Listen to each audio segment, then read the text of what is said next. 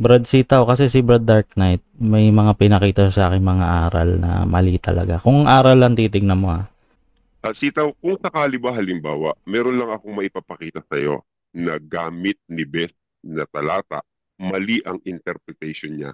Ikaw mismo mag-judge. Ilalatag ko lang sa iyo yung surrounding circumstances dun sa talata, dun sa paniniwala natin, sa isang belief natin. Tapos pakikita ko lang sa iyo. Try to think, uh, try to assess. Pakinggan mo yung sasabihin ko sa iyo about the usage of that particular verse. Then ikaw na yung bahalang mag-assess. Assess. Oo. Okay. Tingnan mo. Kung sa tingin mo magiging makatwiran yung ipupoint ko sa'yo, isa lang ang magiging sumatotal nun. Mali ang understanding natin dun sa talata. Payag ka ba kung sakali mang ma-assess mo rin sa sarili mo na, oo nga, no?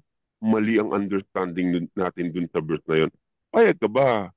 Masasabi mo na rin sa sarili mo, oo nga, nagkamali nga si Best dito. Payag ka ba doon? Parang, parang iniipit mo ako na ano eh, no? Hindi, kasi for the sake of Hindi justice, naman kasi hindi ako pumunta dito para hindi, I mean, makipag-debate hindi ko eh, naman di natin ba? pag-uusapan dito. Hindi natin pag-uusapan dito. Pag-uusapan natin privately. Kakausapin kita, may papakita lang ako sa yung isang verse. Yung paniniwala natin dun sa verse na yon, matibay. Pero papakita ko lang sa'yo na hindi pala ganun yun. Meron pala siyang tunay na kahulugan. Huwag ka na lumabas ng ibang verses. Dun lang mismo sa verse na yon, makikita mo mali yung pakahulugan. Sige. Pero, Ay, dalawa lang. Tapos Ngayon na pagka daw, Dark na-assess Knight. mo, ha? Sabi ni Mahaba Austin, yun eh. ngayon na. Ito ba Mahaba yung, yan. ano, Oo, oo. Isayas? Yun na yun. Oo. Ngayon na. Actually, I was about to show him eh. Talaga Ah, ba? ngayon na, go. Ah. Go, sige. Puyatan na Sige. to eh. Sitaw, eto. Nakikita mo naman sa screen, di ba? Sige na nga, ikaw na nga magbasa, sige Sitaw. lang. Inyong saliksikin sa aklat ng Panginoon at inyong basahin kahit isa sa mga ito ay hindi magkukulang. Walang mga ngailangan ng kanyang kasama sapagkat inutos ng aking bibig at pinisan sila ng kanyang espiritu. Ayan. Sa pagkakatanda mo, Sitaw, yung tinutukoy dyan na aklat ng Panginoon, ano yan? Di ba aral yan na hindi daw magkukulang? Ah, well, to answer you directly, iyan yung Biblia, di ba? Yan yung O yung itinuturo Biblia. sa atin. Oo. Kaya nga sa mga Bible study ng mga manggagawa sa atin sa loob ng iglesia at saka sa doktrina, ang sinasabi sa atin at itinuturo dapat maging Bible-based tayo. Dapat ang Hmm. paliwanag natin laging nakaayon sa Biblia. Kasi nga, yan nga ang batayan. Sadiktikin nyo sa aklat ng Panginoon at inyong basahin. Na kahit isa sa mga ito hindi magkukulang, walang mga ngailangan ng kanyang kasama. Kaya pag kami sinabi si Beth noon na halimbawa, nabasa nyo mga kapatid, mag-ingat tayo sa mga aso. So, huwag nating bibigyan pakahulugan kung ano yung aso na pag-iingatan natin. Dapat sa Biblia mo ring babasahin. Ano ba yung aso na tinutukoy dito ni San Pablo na mag-ingat kayo sa mga aso? Basa, di ba? Pupunta tayo ngayon doon sa Isaiah. Oo, ang mga aso ay matatakaw. Sila kailanman ay walang kabutugan. Ang mga ito yung mga pastor na hindi nakakaunawa. Ayun. So, ganun tayo na kondisyon. Lahat ng mababasa ni Beth, kailangan manggaling rin sa Biblia. At ang batayan natin doon, ayan na nga, 34:16 ng Isaiah, na ang kahulugan daw niyan, Biblia. Pero, Biblia ba talaga yan? Yang nakasulat sa 34:16. Nagkaroon siya ng exposition that time, tinanong niya yung mga miyembro sa Brazil. Tinanong niya kung ano yung aklat ng Panginoon. So, biniti niya yon sa exposition and then tinapik niya yan sa pasalamat. And to cut the story short, ang naging lundo ng paksa na yan, si Kristo daw yan, Anya. Yang aklat ng Panginoon. At makatwira naman, kung babasahin mo nga naman yung kasunod, inyong basahin, si Kristo mababasa mo. Kahit isa sa mga ito, hindi magkukulang. Si Kristo, wala kang kulang sa Kanya. Walang mangangailangan ng Kanyang kasama. Make sense. Pero sa kasunod na talata, sasablay na eh. Sapagkat iniutos ng aking bibig, paano yun? Kung si Kristo yan, iniutos siya ng bibig ng Diyos, pinisan sila, bakit sila? Di ba dapat kung si Kristo yan, dapat siya. Pinisan sila, ba't naman Plural. pinisan sila? Ba't kung si Kristo yan? At naman pipisanin ng Espiritu ng Diyos si Kristo? For what? Alam kong pinipisan, nakakalat. Kaya mo pipisanin. So, magkaroon ka na question, oo nga, no? Kung si Kristo yan, lalabas. Mali. Ayun. So, kung meron kang critical mind, matututo ka mag-isip. Pero pagka fanatic ka, di, sabi ni Brother Eli ganun yung magiging mentality mo. Pero kung sasaliktikin mo talaga, actually, yung salita dyan na kahit isa sa mga ito hindi magkukulang, ang tinutukoy ba dyan, Bible? Kahit isa sa mga ito hindi magkukulang. Alam mo, hindi Bible yan, brad eh. Bakit? Tingnan mo kung bakit. Ang sabi dyan, inyong saliksikin sa aklat ng Panginoon. Meron kang sasaliksikin sa aklat ng Panginoon. So may aklat ang Panginoon. Ngayon, ang tanong, ano yung sasaliksikin mo sa aklat ng Panginoon? Di itataas mo lang yung talata kung ano yung mga sasaliksikin mo sa aklat ng Panginoon. At dun sa aklat ng Panginoon na yon, babasahin mo yon.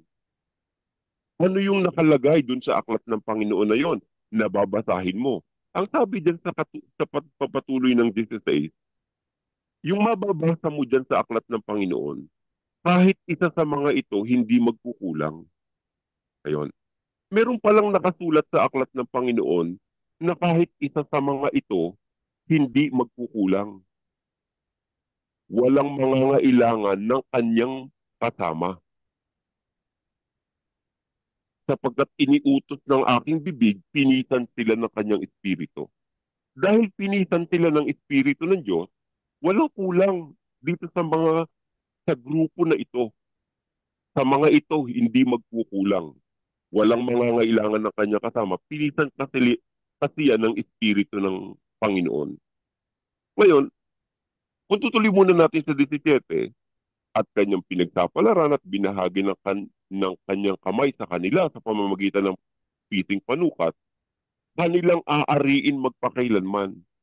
Kanino tumutukoy yung salitang kanila na aariin magpakailanman? Sa lahat ng salit-saling lahi, tatahan sila roon. So kung mapapansin mo, may mga tinutukoy dito na grupo, na itong grupo na ito, ang ariin nila ito magpakailanman. Itong grupo na ito, sa salit-saling lahi, tatahan sila roon. Sino yung sila? Yung grupo ng mga hindi mangangailangan ng kasama. Yung grupo noong mga hindi magkukulang sa isa't isa. So itong mga tinutukoy dito na hindi magkukulang, walang mangangailangan ng kanyang kasama, hindi ito referring sa Bible. Sino yan? Kung itataas mo yan sa umpisa ng talata, Brad, medyo mahaba-haba lang, sabi ko nga sa'yo.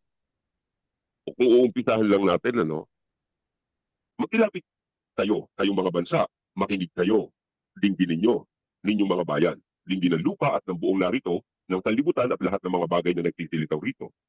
Sapagkat ang Panginoon may galit laban sa lahat ng bansa at pusok ng loob laban sa lahat nilang hukbo. Kanyang lubos na nilipol sila, kanyang ibinigay sila sa patayan. At ang kanilang patay naman ay matatapon, at ang baho ng kanilang mga bangkay ay aalingasaw, at ang mga bundok ay tutunawin ng kanilang dugo. At ang lahat na natatanaw sa langit ay malilipol, at ang langit ay mababalumbong parang isang upid. At ang buo nilang hukbo ay mawawala na parang dahong nalalanta sa puno ng ubas at gaya ng lantang dahon ng puno ng igo. Sapagkat ang aking tabak ay nalango sa langit. Narito, iyao'y bababa sa Edom, sa bayan ng aking tupa sa katulan. Ayan, ang tinutukoy dito yung Edom. Ang tabak ng Panginoon na puno ng dugo, tumaba ng katabaan, sa dugo ng mga kordero at mga kambing, sa taba ng mga bato ng mga lalaking tupa. Sapagkat may hain sa Panginoon sa Bosra at may malaking patayan sa lupain ng Edom. At ang mga mailap na baka ay magtitibabang kasama nila at ang mga baka na kasama ng mga toro. At ang kanilang lupain ay malalango ng dugo at ang kanilang alabok ay tataba ng katabaan. Sa kaarawan ng paghihiganti ng Panginoon na taon ng kagantihan sa pag-aaway sa Sion, at ang mga batis niya ay magiging sahing, at ang alabok niya ay asupre, ang lupain niya ay magiging nagniningas na sahing. Hindi mapapatay sa gabi o araw man. Ang usok niyaon ay iilang lang magpakailanman. Sa buong panahon ay malalagay na tira, walang daraan doon magpakailan-kailanman. Ayun, ganun ang magiging kondisyon ng Edom, ano? Ngayon, ito na ngayon, kaonte. Kundi, aariin ng ibong pelikano at ng hayop na irito. Ayun, ito na yung mga tatahan dun sa lupain ng Edom na gagawing tira ng Panginoon. At ang kuwago at ang uwak magtititahan doon. At kanyang iuulat doon ang panukat na piting panglito at ang pabatong pangpawala ng tao. Kanilang tatawagin ang mga mahal na taon niyaon sa kaharian, ngunit mawawalan doon. At ang lahat niyang mga pangulo ay magiging parang mawala. So, yung kaharian, yung mga mahal na tao, mga pangulo, mawawala. Ang mga tinikan, tutubo sa kanyang mga palasyo. Mga kiliti at mga lipay ay sa mga kutan niyaon. Magiging tahanan ng kakal, looban ng mga abestrus. Bakit mo mapapansin mo rito ang mga tumatahan, mga kakal, abestrus, at ang mga mailap na hayop sa ilang, makikipagsalubong doon sa mga lobo. Ito na, at kung lalaking kambing, ay hihiyaw sa kanyang kasama. Oo, malaking kwago, tatahan doon. Makakasumpong siya ng dakong pahingahan. Kaya, kapinte, doon maglulungga ang maliking ahas, mangingitlog, mga pipita, at aampunin sa ilalim ng kanyang lilim. Oo, doon mapipitan ang lawin, bawat isa kasama ng kanyang katabahan. E di parit-parit na ito. May lawin, may ahas, doon magpipita ng itlog, may kwago, may kambing. Pagdating sa dito sa saliktikin nyo sa aklat ng Panginoon. Sige, basahin nyo. Ano yung sasaliktikin mo sa aklat ng Panginoon at babasahin mo? Kahit isa sa mga ito, aling mga ito, eh di yung tinukoy dun sa itaas na mga hayop. Kahit isa sa mga ito, hindi magkukulang. Walang kulang saan? Sa Biblia? Hindi, walang kulang dito sa mga hayop na mananahan doon. Walang mangangailangan ng kanyang kasama doon. Bakit? Iniutos ng bibig ko yan. Pinitan sila ng kanyang espiritu. Sino yung pinitan? Yung Biblia? Hindi. Yung mga hayop, pinitan sila ng Diyos doon. Sa 17, kanilang aariin magpakailanman. Sinong aari? Yung mga hayop. Sino aari? Biblia? Hindi. Kanilang. Bakit kanila? Kasi tumutuko yun sa grupo ng mga hayop. Kanilang aariin magpakailanman. Sa salit-saling lahi, tatahan sila roon. Sino yung sila? Biblia? Hindi. Sila tumutukoy dun sa mga hayop na mananahan doon. Saliktikin nyo sa aklat ng Panginoon, basahin nyo, makikita nyo. Hindi magkukulang kahit isa sa kanila. Sino? Dun sa mga hayop na tatahan doon. Biblia ba yan? Hindi naman, brad eh. Pero napaniwala tayo na yung aklat ng Panginoon, saliktikin nyo at basahin nyo, kahit isa sa mga ito hindi magkukulang. Alin, Biblia ba yan? Hindi. Ang tinutukoy dyan, yung mga hayop na mananahan doon sa lupain ng Edom, hindi magkukulang yung mga hayop doon at hindi mangangailangan ng kanyang kasamahan.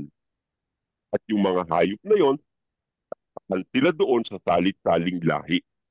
Kanilang angkariin magpakailanman. Tumutukoy yung salita na hindi magkukulang kailanman dun sa mga hayop na pipisanin ng Panginoon ng kanyang espiritu dun sa lupain ng Edom. So, hindi Biblia po yun, kapatid.